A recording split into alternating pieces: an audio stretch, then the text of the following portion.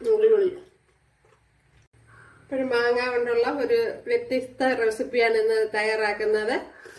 ഇതേപോലെ അപ്പോഴും വീഡിയോയിലേക്ക് പോവാം. ഹായ് കൂട്ടുകാരെ, സെനംബ്ലസിലേക്ക് സ്വാഗതം. ഇന്ന് മാങ്ങ വെച്ചുള്ള ഒരു സ്വീറ്റ് നോക്കാം.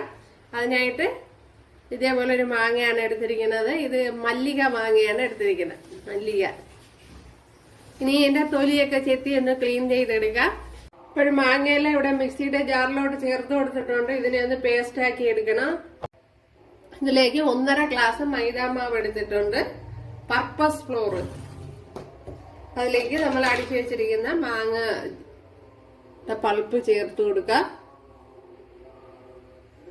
അവരവരെടുക്കുന്ന മാങ്ങയുടെ വലിപ്പം അനുസരിച്ച് മൈദാമാവ് കൂട്ടി കൊടുക്കണം. ഒത്തിരി ലൂസായി പോകരുത്. അതനുസരിച്ച് മാവ് ടൈറ്റ് ആക്കി എടുക്കണം. ഓക്കെ, അവിടെ എല്ലാം ഇതേപോലെ ഉരുട്ടി എടുത്തിട്ടുണ്ട്. കണ്ടല്ലേ, നല്ലതുപോലെ വെന്തിട്ടുണ്ട്. ഇനി ഇത് മാറ്റി കൊടുക്കാം.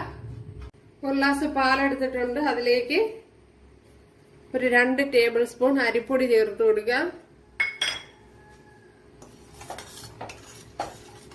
ഞാനിപ്പം തീ കത്തിച്ചിട്ടില്ല, അല്ലാതെ അത് പാലും മാവും കൂടെ ഒന്ന് യോജിപ്പിച്ചെടുക്കണം.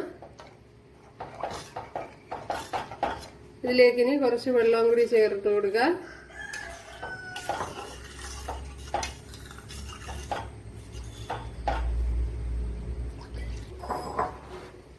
ഇതിലേക്ക് ഇനി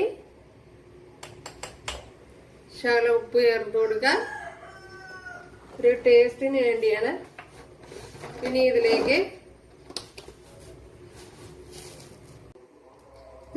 നമ്മൾ ഉണ്ടയെല്ലാം ചേർത്ത് കൊടുക്കാം.